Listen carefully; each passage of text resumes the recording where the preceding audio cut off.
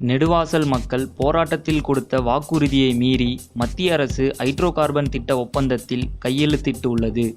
இதனால் புதுக்கோட்டை மாவட்டம் நெடுவாசல் மக்கள் மீண்டும் போராட்டத்தில் குதிக்கப் போவதாக அறிவித்துள்ளனர். இதனால் தமிழகத்தில் பரபரப்பு சூழல் உருவாகியுள்ள நிலையில் மாணவர்கள், இளைஞர்கள் ஹைட்ரோ கார்பன் திட்டத்திற்கு எதிராக போராட முடிவெடுத்துள்ளதாக கூறப்படுகிறது.